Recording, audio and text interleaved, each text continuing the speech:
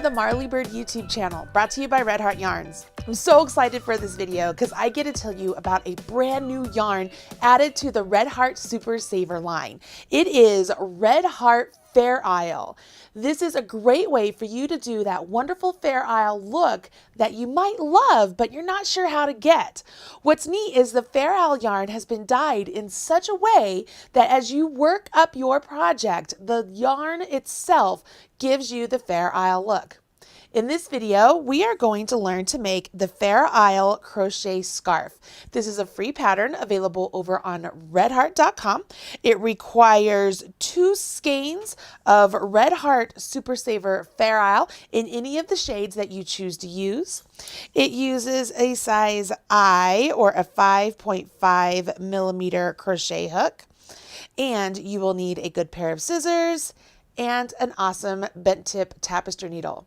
Now, as I mentioned, this is a brand new yarn by Red Heart, and it is available in stores, but if you want to make sure that you can get your little hands on it, you're going to want to order it directly from redheart.com. I've put a link to the actual yarn itself and the free pattern in the video description box right down there below. And while you're down there, smash that like button, as my kids say. Grab your yarn, grab your pattern, join me back here. I'm going to show you how to make this super simple Fair Isle crochet scarf. Seriously, it's very easy, perfect for the beginner crocheter out there, and those of you who might want to just try out a simple pattern using the Super Saver Fair Isle. Okay, I'm excited for this.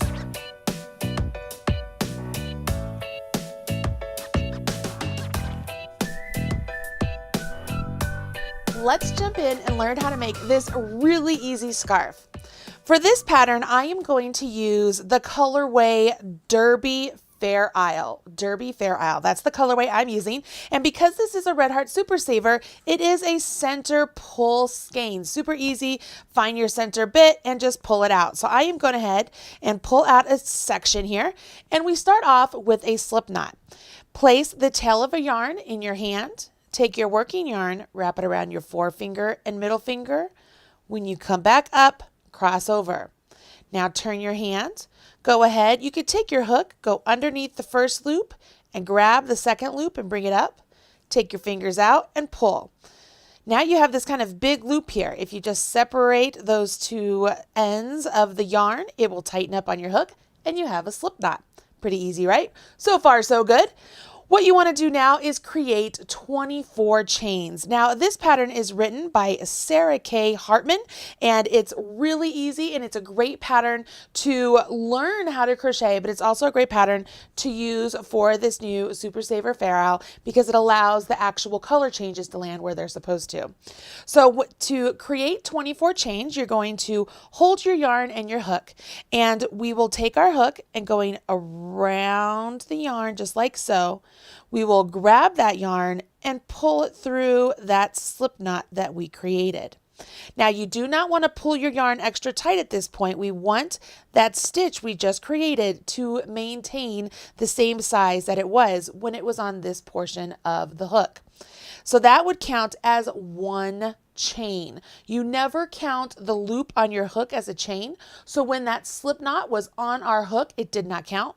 But now that we have worked through it, it does count. So that would be 1, and then you just repeat this process. Rotate around and pull through. That's 2, 3, 4. I'm going to pause here because I want you to see something.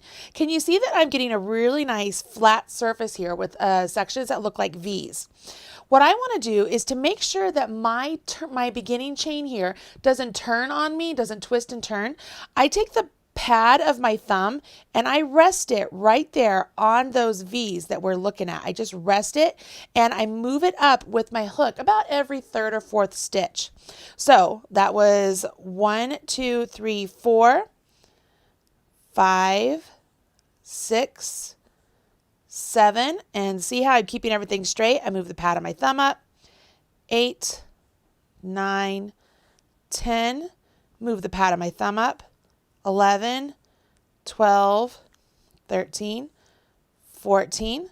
I'm going to give myself some more yarn, and by moving my thumb up with the chain itself, it allows the chain to keep that straight section here. See how none of my chains are twisted? It just keeps it nice and straight, and you can use this for anything. I am going to go ahead and finish my 24 chains. You go ahead and do the same.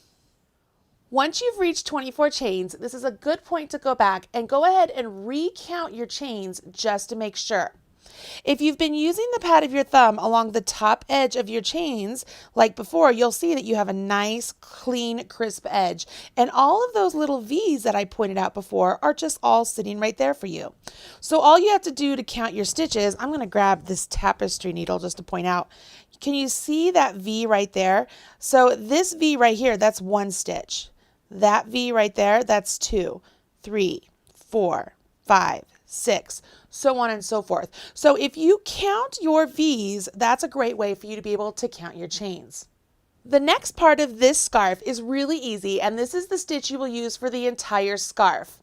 We are going to put a half double crochet in the third chain from our hook. So we want to count 1, 2, 3. And in this third chain, we want to put a half double crochet. To do that, you will put your yarn over your hook, put your hook directly into that chain, and it doesn't matter if you go in to the back loop, the bottom loop, the top loop, whatever loop you want, just stick your hook in there. This is what we're going to do here at the start. Then you yarn over, pull up a loop, and you have what looks like 3 loops on your hook. You will yarn over, draw through 2 loops, and that last one. See that? You draw through all 3 loops. That is a half double crochet. We're going to do that in every chain all the way down this row. And again, we want to make sure that we keep this chain nice and straight. So because we used the pad of our thumb to keep those straight at the start, it's going to make it easier here from here on out. Let's make some more half doubles. So you start off by yarning over your hook. Go into the next stitch, yarn over your hook, come through that stitch, so it looks like you have 3 on your hook, yarn over, draw through all 3. Yarn over your hook, go into the next stitch, yarn over your hook, pull up a loop, yarn over your hook, draw through 3. Yarn over your hook, go into the next stitch, yarn over your hook, pull up a loop, yarn over your hook, draw through all 3. When you get to the end of this row, you will have a total of 22 half double crochets. All right, I just finished my last half double crochet, and I can see here I have a nice beautiful row of half double crochets. I could go back at this point and count each one of those half doubles and make sure I have 22, which I do. So the next part of the instructions, we are going to go ahead and turn our work. So you just turn your work, rotate it so that the work itself is going away from your hook. And now you will chain 2. So we'll chain 1 and chain 2. And you'll notice in the instructions, it said that this chain 2 counts as a half double crochet now and throughout. That's very important for you to make note of, because what it means is this chain 2 right here is going to represent a stitch that goes into that place right there. So you want to make sure you do not accidentally put a stitch into that stitch right there, because this chain 2 represents the stitch that would be placed right there. So what you will do is you will half double crochet in each of the next stitches all the way down.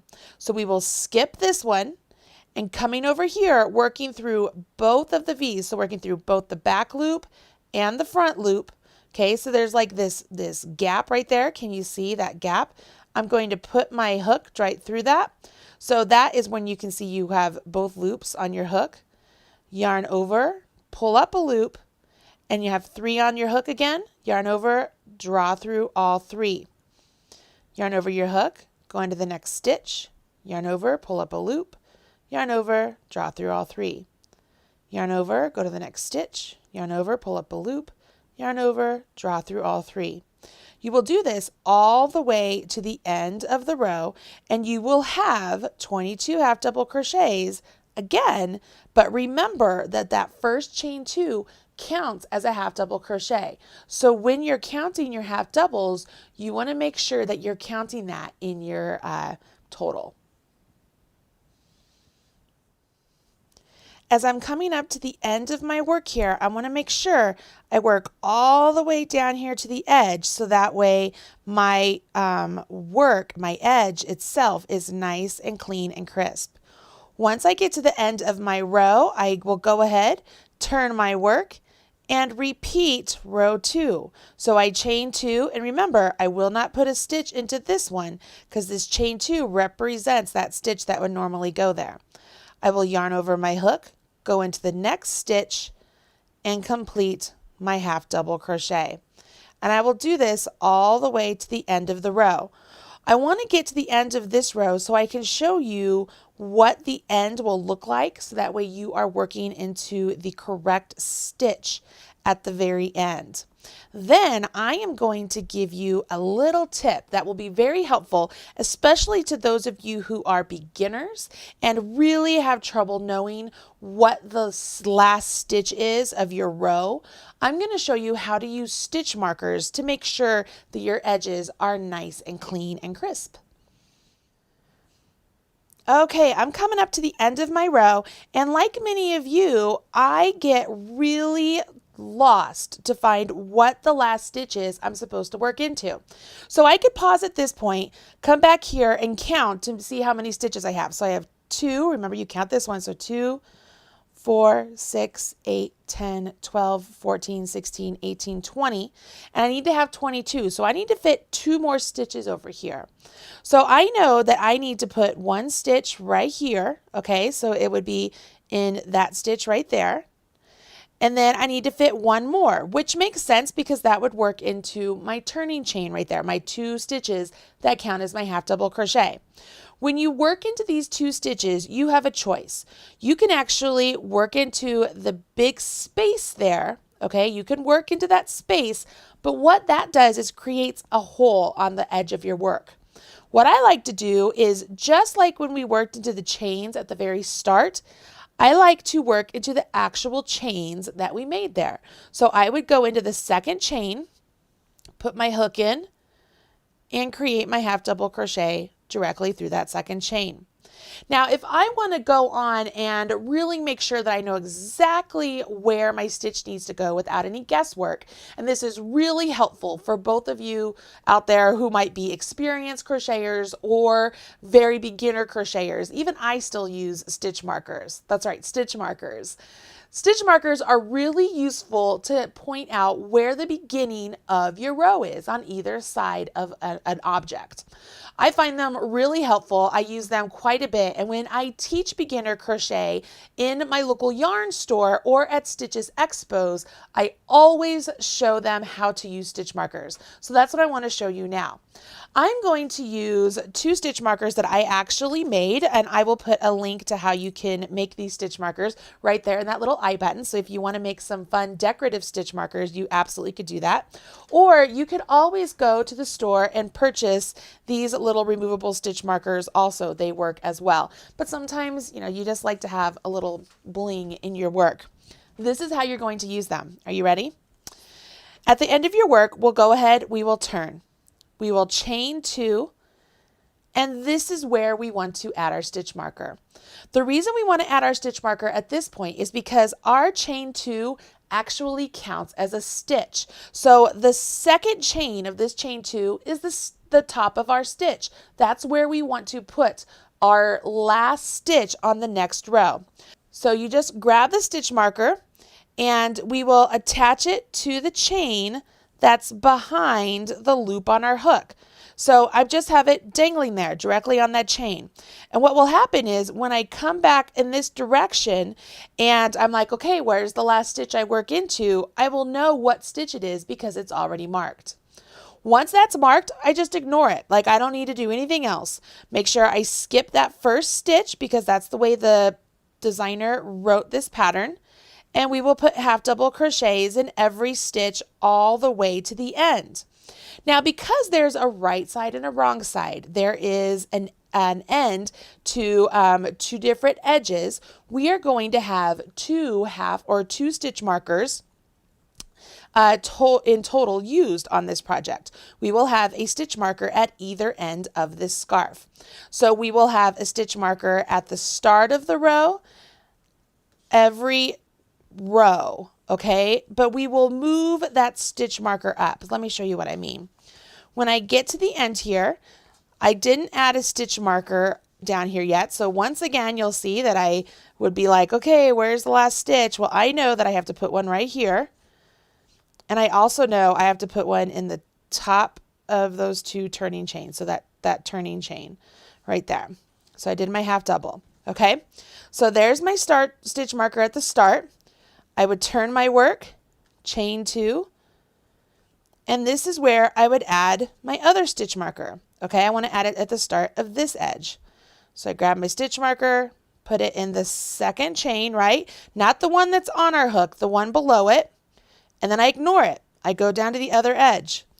Go ahead and work my half double crochets all to the other edge. And what you're going to notice is when I get down there, the first stitch marker I put in place is down there waiting for me, and it's going to tell me exactly where my last stitch of the row is.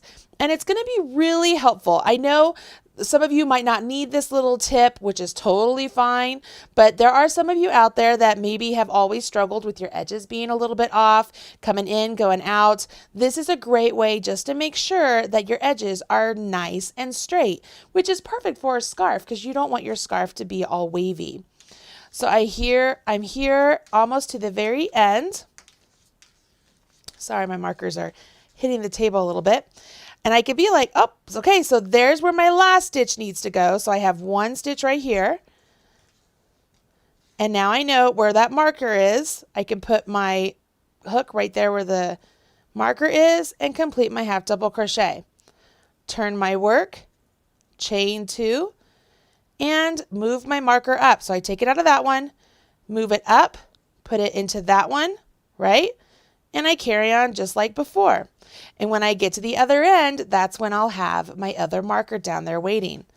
Pretty cool, right? It's really easy. It's super simple to do.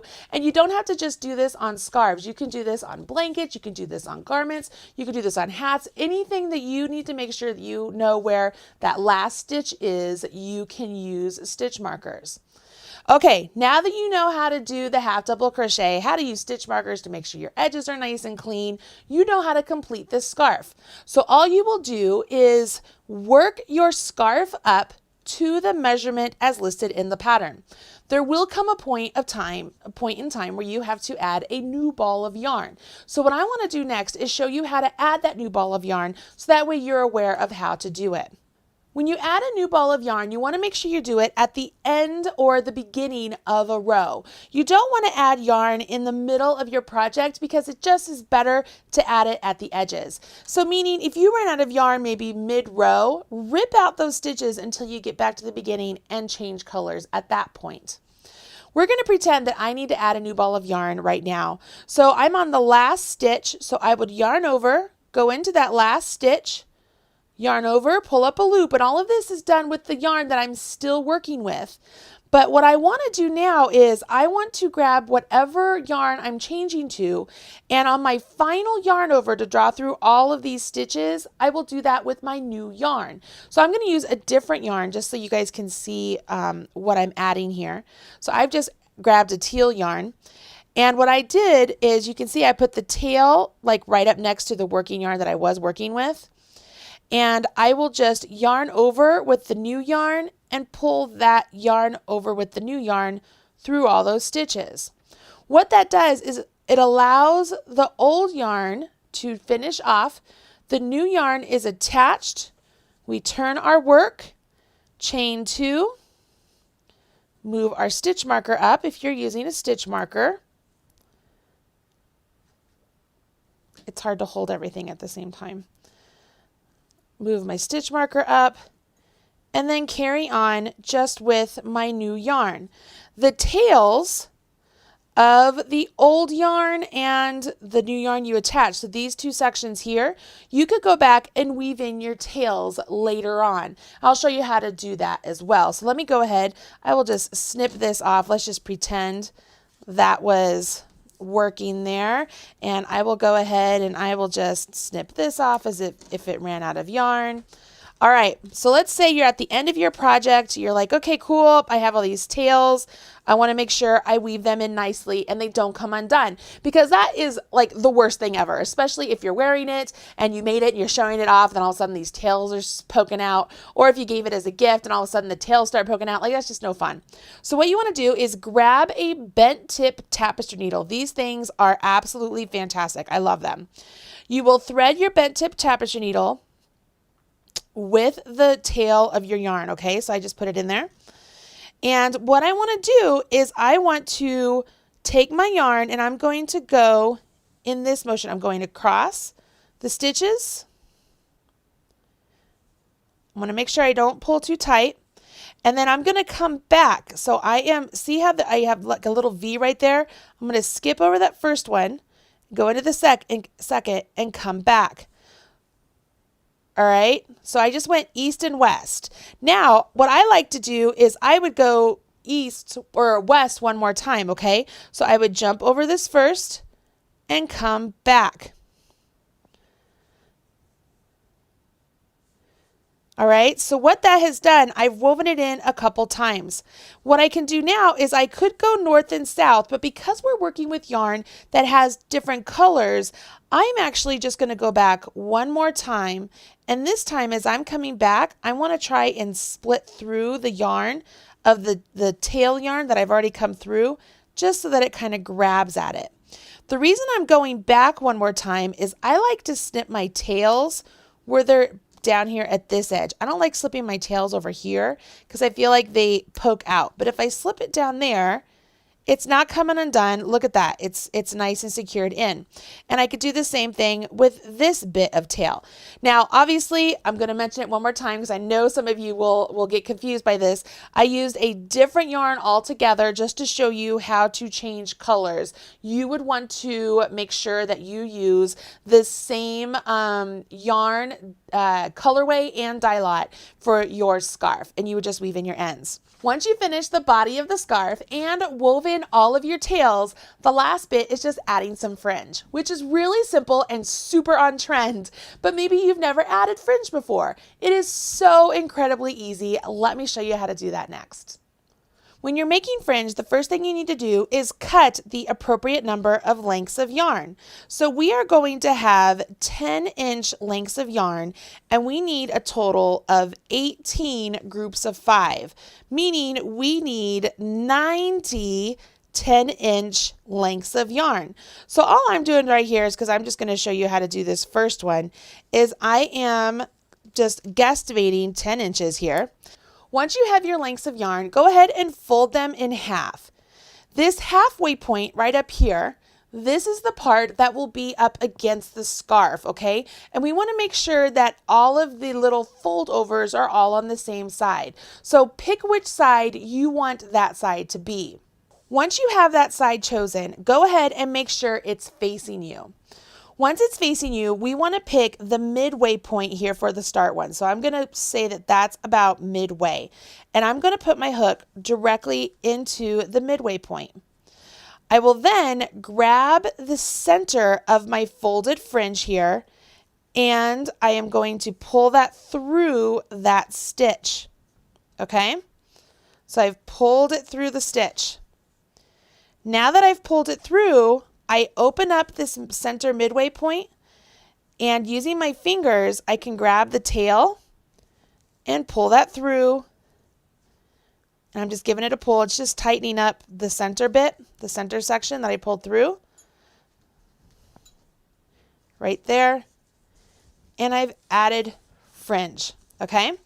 Once you've added the fringe to the center portion of the scarf, you will then apply the fringe evenly spaced out on either side of that center. Once you've done that, you have a really great scarf. Now, because I don't have a finished scarf here with me, we're going to take a look at the pattern once again, and let's take a look at what you should be having here. Is you can see right here that the yarn itself gives the really cool look of a really simple Fair Isle. Using Super Saver Fair Isle is a really great way for you to get a pretty neat look using just one colorway of yarn. Of course, it's not going to look like absolute traditional Fair Isle, but this is one of those cheater methods that's really great when you're in a pinch. Hopefully you've enjoyed this video and you will share it with your friends. If this is the first time you've ever crocheted a scarf, hopefully I helped you out, and those stitch markers will really be helpful. So go ahead and make your own, make some little bling for yourself also. Hope you will grab some Red Heart Super Saver Fair Isle yarn of your own and enjoy making projects with this wonderful yarn. I'm Marley Bird, proud spokesperson for Red Heart Yarn, and good luck. Hey, don't leave yet. I'm sure there are other videos here that you will enjoy. Go ahead and check out some of my knitting and crochet videos as well as some of my crafting videos. You will love them, I promise. If you hit subscribe, you'll be up to date whenever there's a new video released. And as my kids say, don't forget to smash that like button. Bye.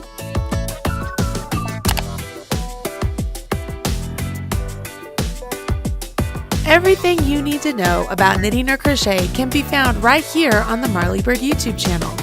Learn with Marley Bird. Visit youtube.com/Marley Bird.